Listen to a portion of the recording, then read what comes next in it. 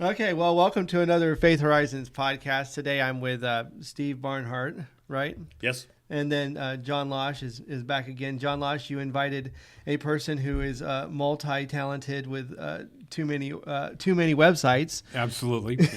Too many websites. So anyway, Steve Barnhart is, got a little bit of white hair. So he's got some multiple years of experience in multiple things. So we're going to try to talk about the many different things that he's doing and is currently a part of. So welcome, Steve. Well, thank you. Without further ado, I'd like to get started.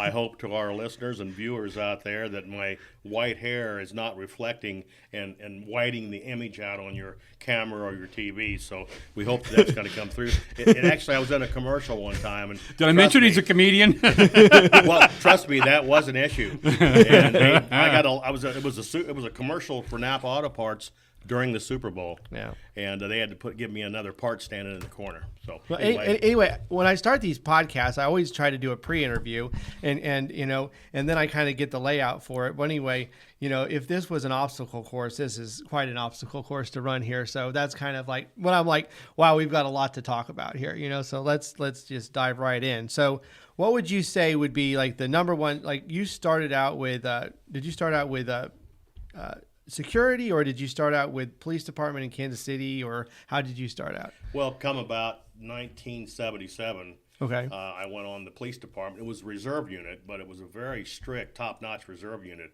Only 7 of us was able to graduate through there. Cool, yeah. So cool. So I went through the police academy. Took about 5 months. Yeah. I also started my security and alarm company at that same time. Same time, yeah. Yeah, at the same time. So now that actually has a website here, and that currently is it IBEC? It's under IBC. Yeah, our Barnhart Security and Alarm is under International Business and Educational Consultants. And we'll get into LLC. that one. Yeah, okay. But we're still doing that today. We're still probably the oldest security company in Kansas and when City. the security you're talking about, like, is that like security for homes, or is that also bodyguard type of stuff? Yeah, we won't get off too much in that, but it's burglar alarm, commercial fire alarms, like being a fire inspector, commercial fire alarms, electronic locks, cameras, and we were doing a lot of that stuff. Are you still doing this as a business today? Yeah, we're still doing it. Yeah. Awesome. Yeah. So if not you want a whole lot, but we're still doing it. Okay, great. For referrals only.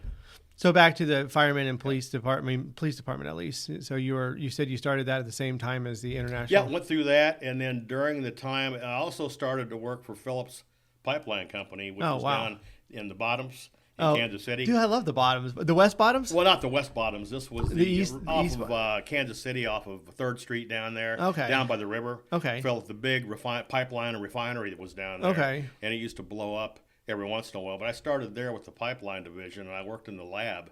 We actually made the gasolines and the byproducts and got it ready like a big recipe, blend it all up, and get 72,000 barrels of gas ready to sell the next day at 42 gallons a barrel. 42 cents a gallon? 42 gallons per barrel. Oh, wow, that's awesome. And we'd sell 65,000 barrels at a time to Williams Pipeline across the street. So how did you transport that? Well, through pipeline. I'm telling you what, transportation's the beast. Well, if it went from Kansas City to Paola, the line fill was 29,387 barrels. If you calculate that down to an 8-inch profile, it's 18,652 barrels. Well, yeah. Which constantly run pretty much most of the time back and forth and back and forth. Oh, that's crazy. Awesome. Yeah. So that's gas, like that's the type of gasoline for cars, or is that gas for houses? Well, you're not for cars. Your R plus M divided by 2 method, road octane, motor octane. Okay, divided cool. by 2 Yeah, that's so gives cool. you the true octane. Yeah. Back then, we used to put the octane boost, which was tetraethyl lead, into the gasoline product. Oh, cool. It's called an anti-knock compound. Oh, cool. And that would keep your car from going. If you got a car, you said, "Man, this gas must not be any good." Somebody probably didn't lead it.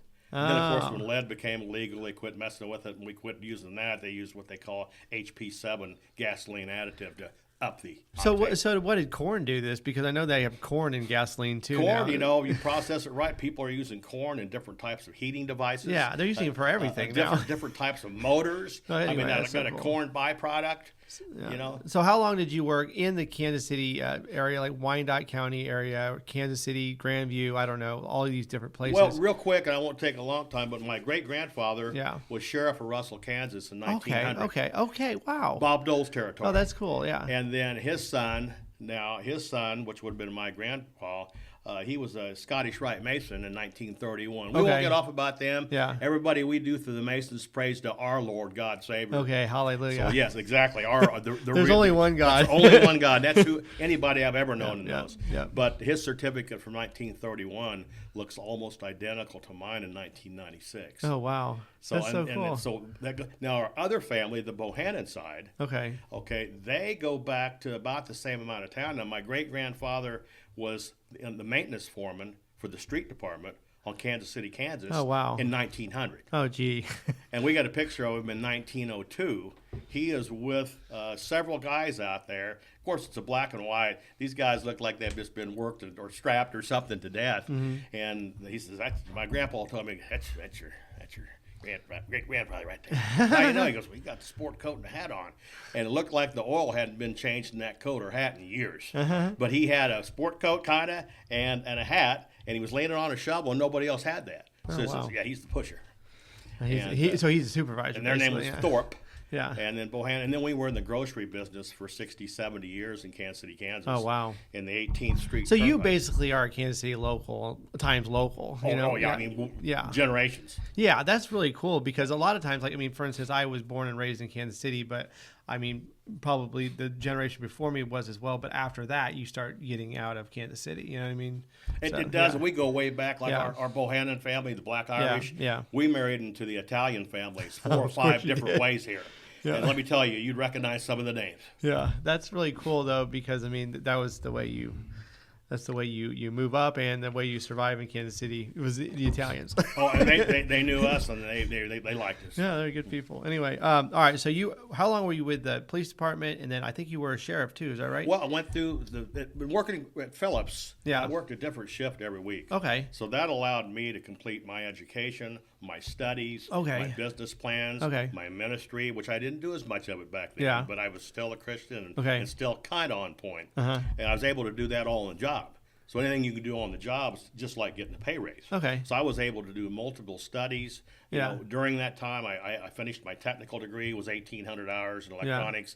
I finished a junior college degree. I went to Rockhurst in Johnson County. And all these college hours I was able to put together while I was on the job. Okay, cool. So anyway, from then, about 1980, I went on Wyandotte County Sheriff's Office. Okay. And they just loved to have anybody that was former police. Oh, wow. Because the training back then was not near what you would get on the police department. So I went through their academy. It was a breeze. I went through there, and I was on their auxiliary unit, their reserve unit, and as a consultant. Mm-hmm. And having a high level of electronics experience, some of my consulting experience for law enforcement and other. How old were you? I mean, I'm just asking you, like, how old at this time were you, like 40s? Probably? Well, no, I went through the police academy when I was 20. Okay. And I turned 21 because you have to be 21 to carry a gun and be commissioned or be a cop. Yeah. So I turned 21 during the course of the academy. Okay. So then I went, when I was pretty young, to Wyandotte County Sheriff's Office. Okay, like 20. Yeah, wow. And my specialty back then, from my 20s to 30s, was I was a countermeasures technician. Okay. Looked for bugs, wiretaps, eavesdropping devices. Probably the most famous case I worked on here quickly was Bob Berdella, the mass murderer. Okay. I don't know who he is per se, but I'll look him up. He was he's one of the internationally known cases and all that.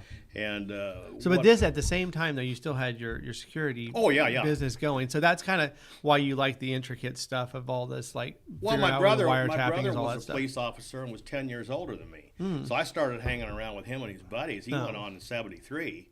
4 years before I did. Well, heck, I was 16. Oh, wow. And so I used to ride at night. I'd meet them, us kids out at night doing stuff. We'd meet all the cops and, eat breakfast with them or ride with them and things like that. So that's what got me into law enforcement, but I never went into it full time. Well, that's cool. So, but anyway, that's kind of a little start there and where I got the interest and how I was able to do so many things at one time. And he served with our past guest, Ray LaPetra. Oh, Ray LaPetra. In the law enforcement. Yeah, because I remember Ray did mention Steve Barnhart. Yeah, they've been friends for years. Yeah, that's cool. In fact, I used to roam the halls of the high school that he went to. Okay.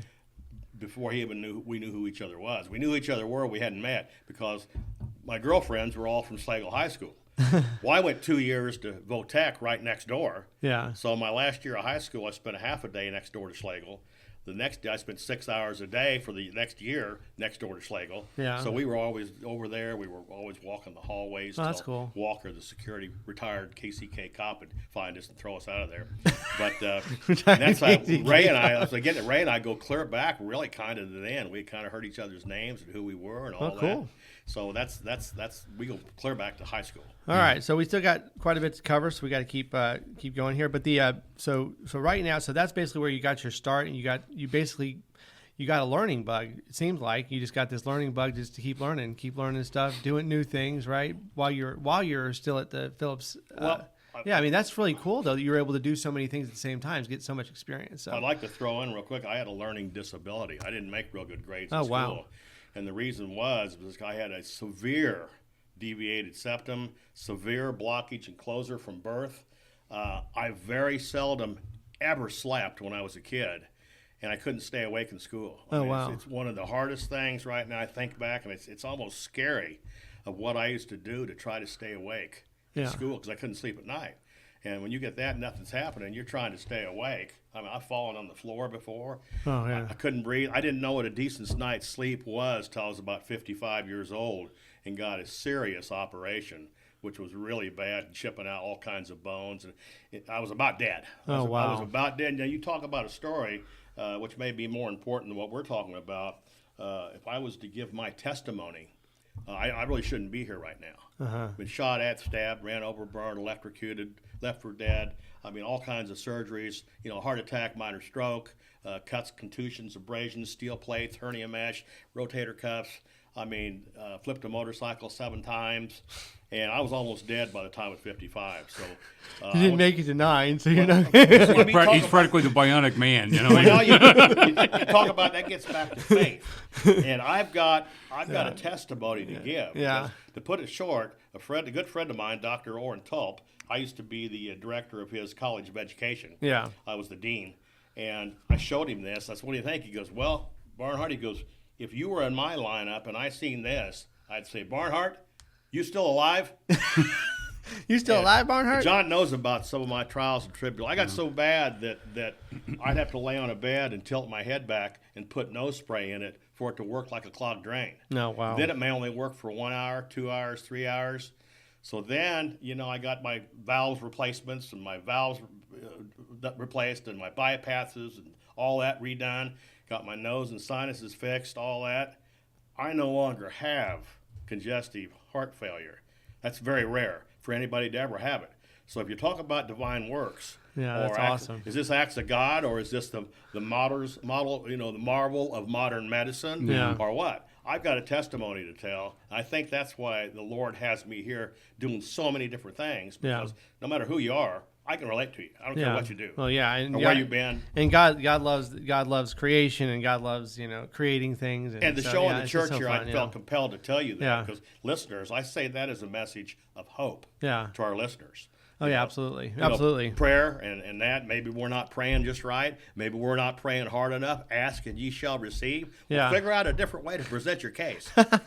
So anyway, the Lord has used you to start quite a few different things. So we've got the so right now, let's just fast forward to today.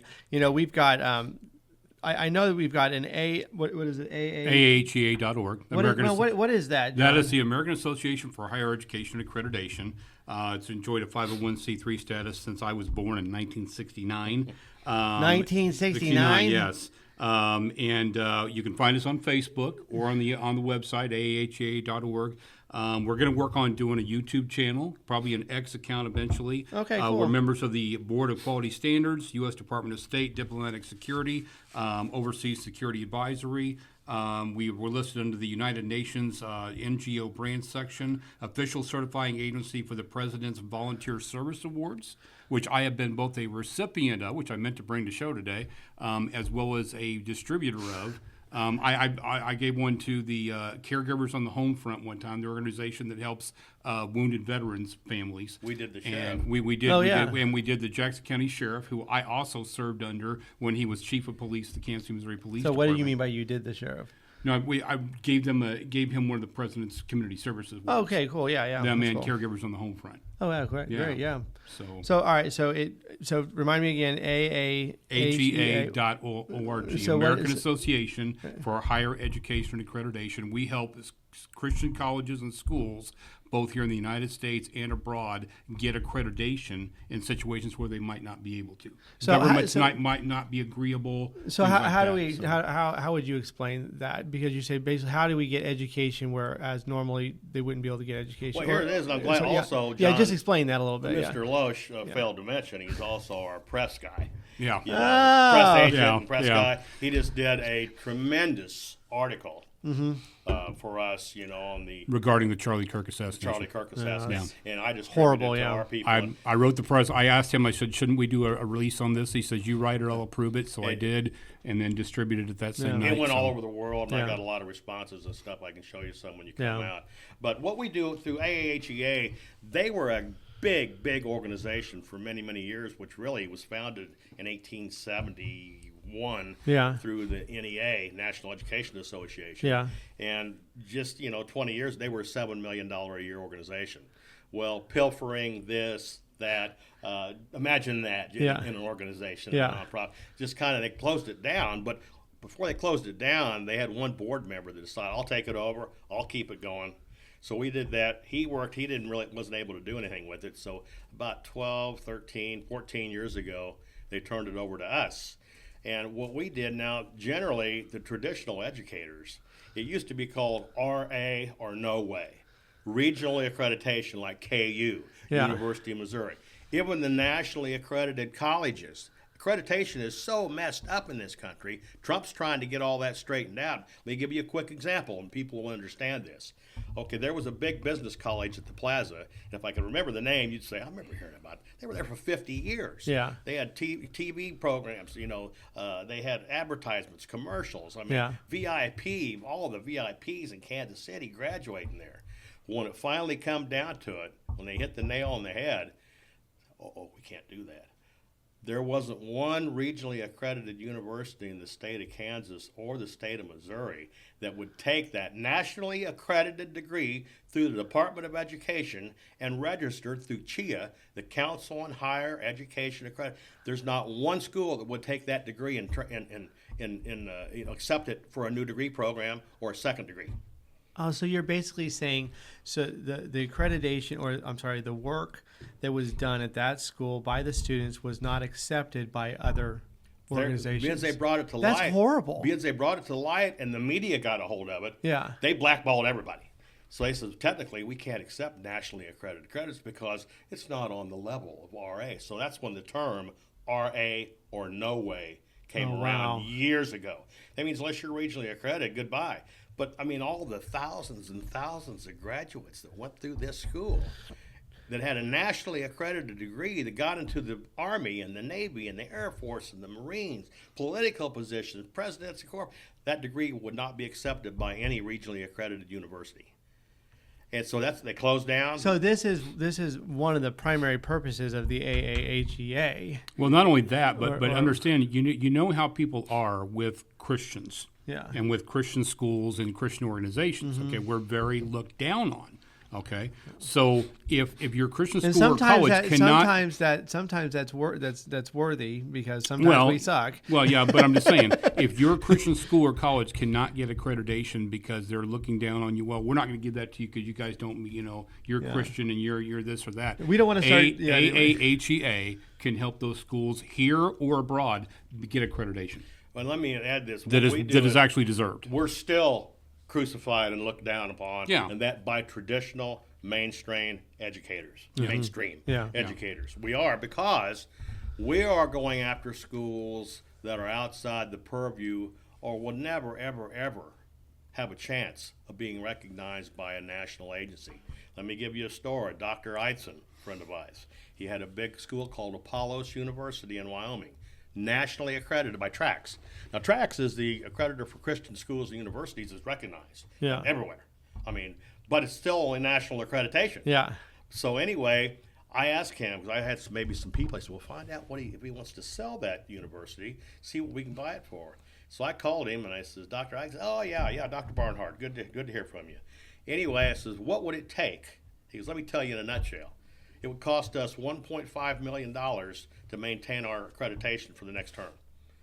I said, the reason is you have to, even a new school, to get accreditation, you have to act, walk, talk as if you are accredited. You have to have the faculty, the safety, the building, the licenses, the insurance.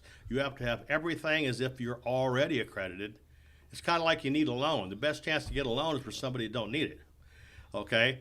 Accreditation, the best way to get that is if you really don't need it, but you qualify for it and have the money in deep pockets. So he says, I want nothing to do with governmental accreditation ever again in the United States. If we do anything, it's going to be in a foreign country. And he says, we're still going to teach our same courses, but instead of charging $400 a credit hour for it, we're going to market them or try to market them. I think he's going to be surprised for $200 a half, just without the accreditation, but the identical course. Yeah, see, so that's really kind of frustrating, because if you have a good course, but then you have to charge so much money so that you have to charge so much money to your customer so that you can afford all the licenses so that you can be accredited. Well, it's like this. Say that's basically what it is, right? Say we're going to go to Olathe and put in a smoke detector. Yeah. Well, you're going to pay $400 to $550 for one detector because, and where a regular company could go out and do it for $100 to $200. Yeah. You're going to pay 3 times that because you have to have that UL certificate to screw those 2 screws in. Oh my God! So and Raytown and Olathe is the only 2 places where you have to have that, and they're that critical. That's crazy. Okay, so that's interesting because you knew that about the smoke alarms. So you're currently doing something as a chaplain with Kansas City, right? Well, chaplain, it's called Intercity Fire Protection District. Okay. With our honorable chief, Jeffrey Jewell.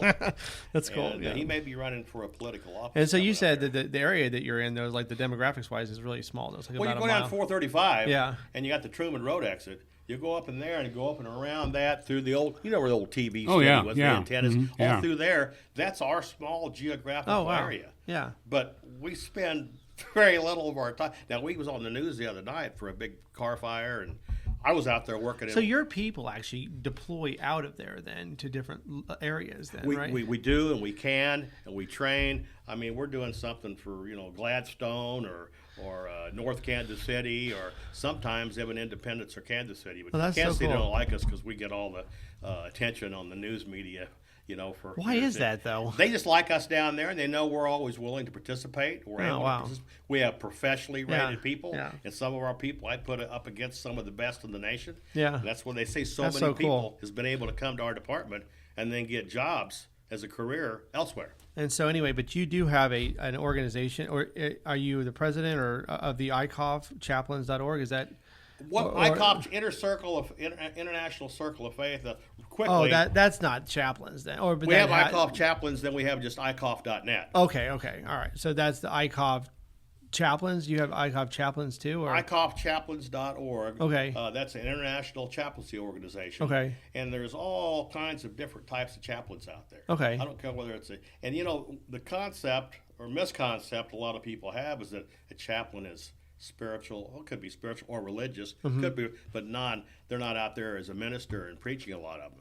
In fact, really, there's some chaplain places that have, they may be agnostic and out there as a chaplain, but they're psychologists, they're teachers, they're spreading, faith and goodwill and hope and things like that. But I don't know too many chaplains that aren't probably Christians. Yeah, all the ones I've met are. But my pastor is a chaplain for the Kansas City, Missouri Police Department. Okay. And he's a former. But you're officer. saying, but not all of them are. But not all of them. Not all of them. Okay, no, not all of them are. But But you have different. You might have a hospital chaplain.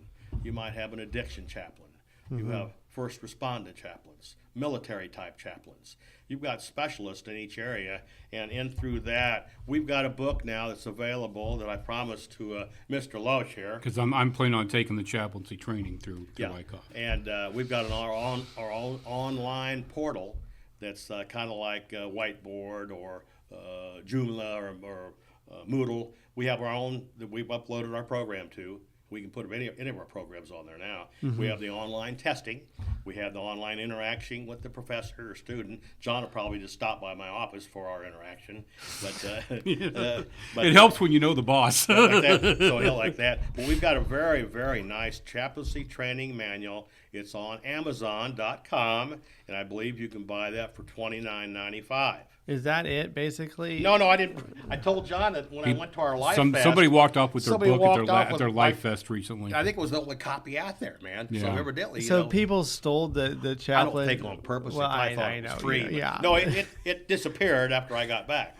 But, our Life Fest, like I say, is a ministry organization. Okay, so this is what you're doing locally. We've got the chaplain thing, and then, but there is, I mean, the AAHEA, like we talked about, is an international thing. So you're doing quite a bit internationally, though, too. And I think that, you said that maybe that originally started was because of your security. Is that correct?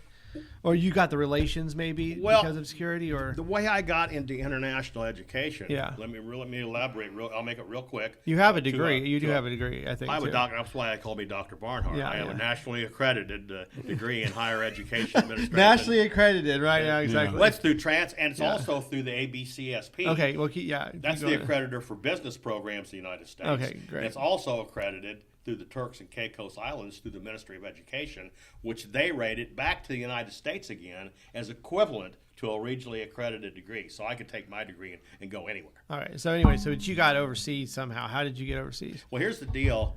I get back to when I told you I grew up very sickly, very puny, and very, very. I missed 10 weeks one time straight of school with pneumonia. I was so bad. Here I did as I had down at Phillips and doing all this stuff. Here I had 200 college hours. Typically, 120 college hours is 1,800 clock hours because you got 15 hours per credit hour. Yeah. 120 is 1,800. Yeah. Well, here I got 200 college hours and no degree, except an associate degree. So anyway, Which is annoying, by the way. Well, yeah, I got to, here I'm down at Phillips. I'm working. I'm going, geez, man, I got to do something. So I spent years looking at alternative education, credit for life experience. Back in the 50s, the Department of Education had a thing called the National Home Study Council. You took a program through them, it was accredited. The military would pay for it in the 50s. Yeah. And so National Home Study Council was accredited. Today it's called DEAC, Distance Education Accreditation Commission, same thing. But anyway, I had all these credits, all these studies, all these certificates. So when I was on the Sheriff's Department, I went to every possible kind of training I could. Yeah. I went to prior seminars. I went to this. I went that. Every day I was doing something, learning something. And then through my police department years, police department training, all that, I continued. And here I'm sitting here with 200 hours. I have people asking me about schools and which one to go to, the cost, the transfer credits. I did this for years before I knew it. I hardly got asked a question I didn't know. So I'm saying there's a way. So I was able to finally get my bachelor, master, and doctoral level diplomas all nationally and regionally accredited equivalency here in the United States. So but it took all those years. So during that time, I became an educational consultant. Oh, wow. So I would talk with people, and they'd say, man, how can I get a bachelor's degree? Man, I've been in law enforcement for 35 years. I've done this, I've done that. I would put that together, and through our PLA, Prior Learning Assessment, we'd put that together, and being as I'm highly trusted and reliable in my work, we would find a college or university that would accept them based off what I already knew. Now, in our international university, we kind of had a policy for a long time. We'd bring you in, but you had to take at least 3 courses, 15 hours through our university. So you would help them get accepted by colleges and universities based off of what they already knew. Yeah, based off everything they knew Prior experience. But it used to be rather than them having to attend a school for 2 years or attend this. Remedial courses or that. Yeah, like a nurse in Germany that went to school 4 years. They got to come over here and go to school 5 to learn less than they would learn in Germany. I mean, well, shoot, anybody that was a nurse in any of these wars, comes out of them, and then, I only have the little bitty nursing degree. I'm like, you survived the war. I mean, you have to have more experience than a normal nurse, Well, we also had a medical school. And I was dean of the college for the medical school. Okay, we were licensed on the island of Montserrat. As a medical university. Montserrat off Antigua. Montserrat. So the Beach Boys, the Beatles. The reason why I'm thinking Montserrat was because. Okay, I think it's actually a font on websites. It's called Montserrat. Yeah. That's how I recognize that name. I'm like, that's got to be a website font. John will remember this, but you may not. Remember the Beach Boys? They sung da da da da da Montserrat, my da da da. That's that song they sung about. Da, da, da, da, da, da, oh, that's. Anyway, I got distracted because where have I heard that word? Montserrat font. Yeah, Montserrat font. But anyway. We had a medical school there. Well, the island of Montserrat was a beautiful emerald isle of the Caribbean. Yeah. And people would go there on vacation. The Beach Boys, the Beatles, anybody that was a big name went to that big mountainside and had a recording studio there where they made lots of top #1 songs. Well, then they got after the volcano, they're going to allow them to conduct business, education, or anything they want based off of a volcanic clause, which states they don't necessarily have to come to the island. Oh, wow. So Dr. Tulp took that, we'll just start training our medical doctors here in the United States. Okay, and you'll like this on the point I'm getting to. Yeah. You'll say, really? So anyway, he's minting the United States Medical License Examination, USMLE, is what you take to become a doctor. Yeah. It's down in Kokomo.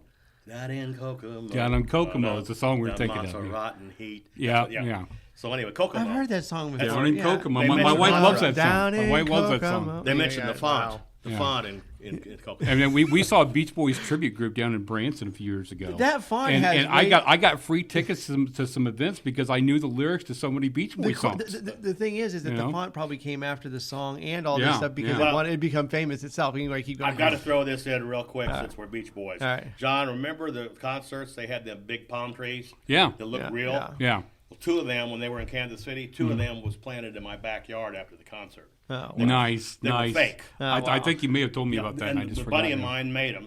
Yeah. It's called Paradise Palms. I also went with him when he went down to Branson to sell them to the guy that had the theme park and Arab, the crazy guy that had he's kind of a real out there entertainer.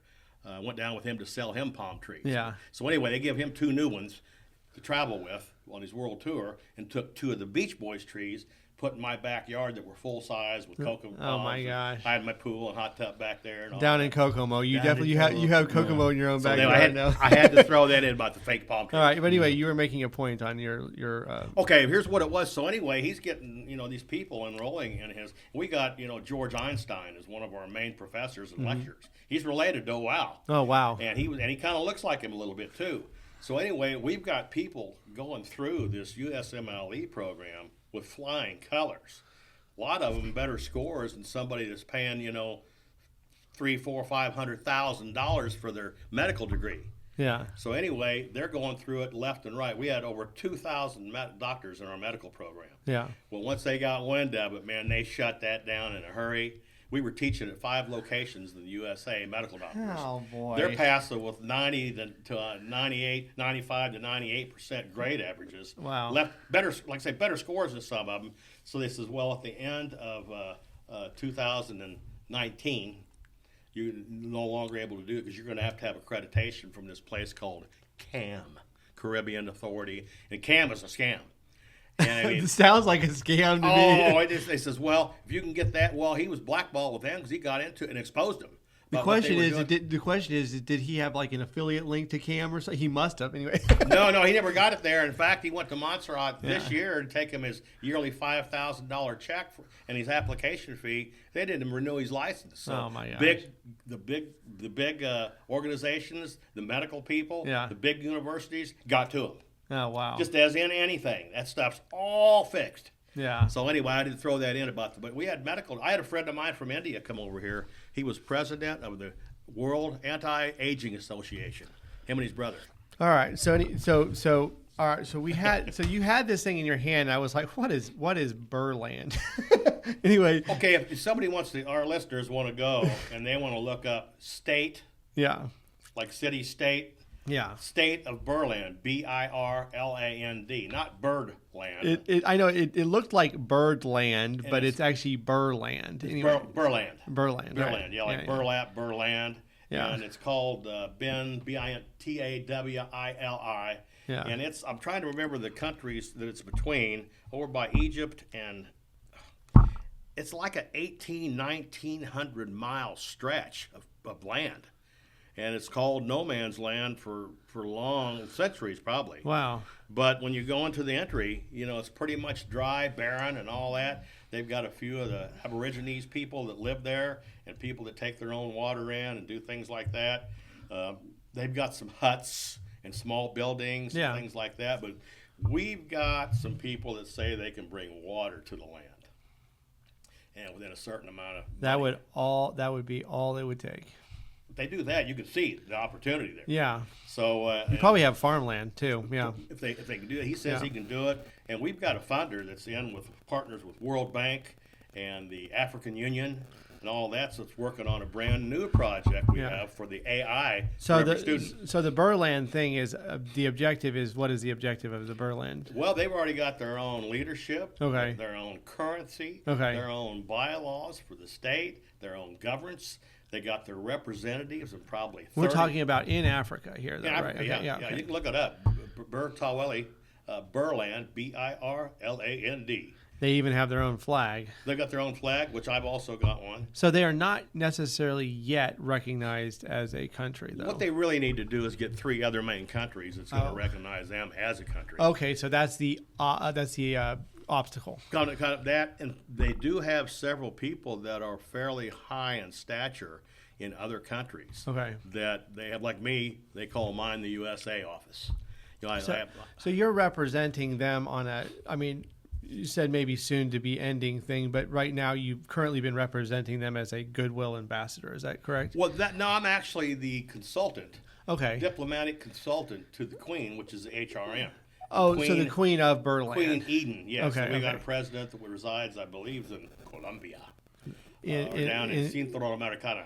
Really? But we've got the king down there. But they have both been there. They do have a person that has a tour that will take you there and take you so far into the country. You can go through a tour and line it up. In Berland? In Berland, yes. Oh, my gosh. So, but anyway, they've got the makings of a country. And as many people in the past have tried, to create their own micronation. Yeah. Okay. A lot of them didn't go anywhere. They were all self-proclaimed.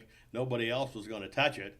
Well, you might have a certain amount of that right here, but they've really got their things in order. So anyway, but you're just doing this kind of because you're so internationally involved, you've been able to be a part of these. You actually don't you have a degree in diplomatic relations or something? I have a master's degree in international and diplomatic relations. Oh, wow. Yeah, okay. So that just helps you different things, protocol, etiquette, helps get your name in the door. Are you what do you call it, nationally accredited? Nationally, yeah, just nationally. Country accredited. But no, in fact, I may have that ID on me. I got an ID card from the government of Zambia, which I could probably get into the country without a passport with this card. Oh, wow. So it's got the stamp on it. Anyway. Believe it or not, the guy that I dealt with there and that approved my ambassadorship, his name is Elvis. Okay. So then there's a couple other organizations that you're involved with. It's the Circle of Faith, and then you've got the Life College education thing, I think. So what is Life College education? Life College has been around a long time as a product of ICOF. Okay. In Life Church, Kentucky. It's called Life College and Seminary. Okay. And if you haven't heard of that, we've got some big names in there, and 3 of them is, Joel Osteen. Okay. His wife. Yeah. And his father are all graduates of Life College. Oh, wow. So we've got that. So you guys taught people how to be economically stable as ministers.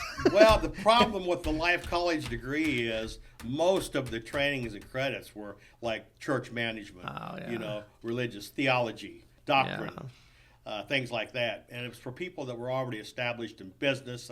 Joel Osteen probably doesn't need to go through and take, basic 101 business degree courses.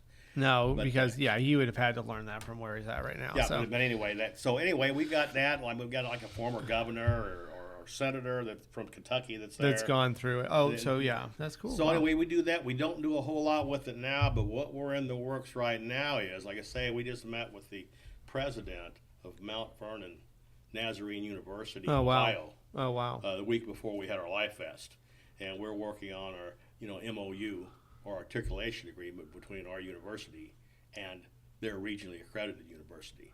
Maybe even be a chance we can put an office. Pretty easy. They're interested in doing our chaplains training and chaplains program there. They're interested in doing some special programs, and so that's looking promising. We're working on that right now, and that's one of our big things. Our biggest thing we haven't even talked about yet, but was if you want, it's the AI for every student. But yeah, actually, it was right here on the bottom of my list that I really thought that was really a cool thing. You said education, and you're currently in Kenya with that right now? Or? Well, they're all over. The main platform, the main people and founding people, and we were around many years before ChatGPT. Okay. I mean, many years. How? This platform is solid. You do not have to have an internet connection to use, and it's an AI tutor for every child, student, teacher, professor, ministry, military man, first responder. Wow. That you put on your phone. There is a monthly fee on it, but we're working with a very large organization that has $360 billion of their own money just laying there. So, but saying that's easier said than done. I mean, hey, can I get $5? Might be pretty tough, but it might be easier to get 500 million. Yeah. So basically, you're saying that they could subsidize some of the governments, and they are. Right. Yeah. You're not going to get in there, free. Yeah. You're going to have what they call some what do they call it? A little grease on the wheel. Grease on the wheels. Yeah. Yeah. So there's a term, a little something invested in. But this is an app, whatever, that you can download on your phone that has the ability to operate as AI on your phone. What's AI tutor like for professors or teachers? They could take a lesson plan, and instead of spending 1 to 2 hours on it, they could spend 5 to 15 minutes on it and do the same thing with a better output. I used to be kind of against AI. I was kind of anyway. So, but then once I'm like, God, I use it to write my descriptions. I use it to write my titles. I use it to write everything. I'm like, it writes it all. Well, do like Reagan. Yeah. Trust but verify.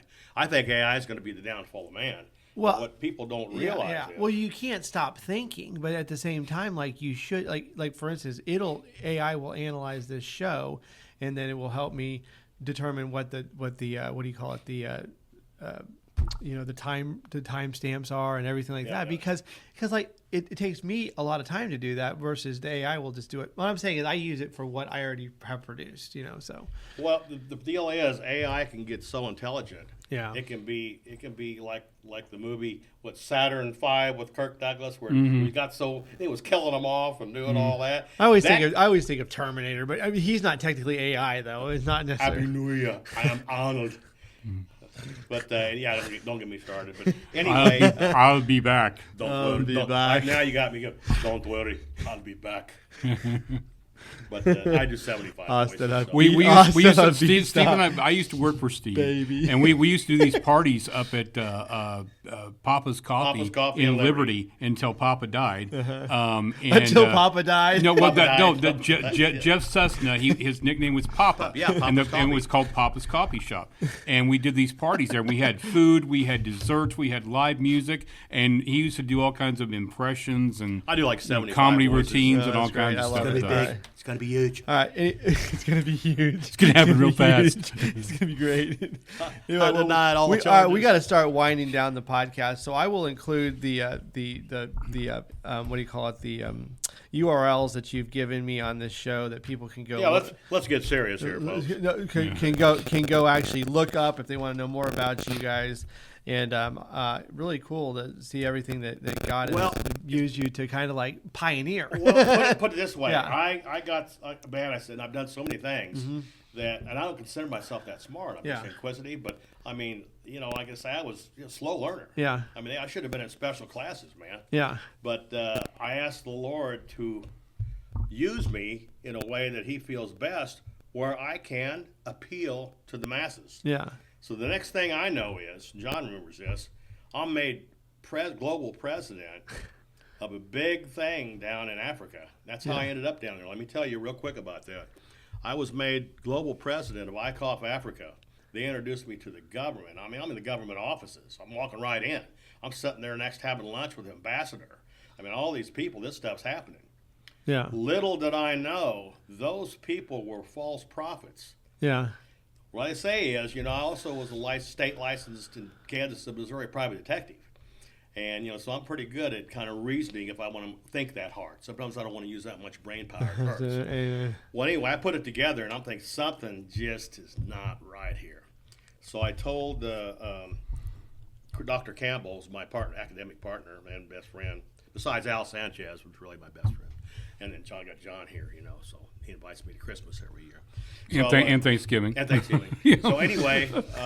Wouldn't want to skip that one. No. Yeah, no. So anyway, I found out that about 15 years ago, this guy from Zambia all of a sudden ended up at one of our life fests 15 years ago and was really taking notes.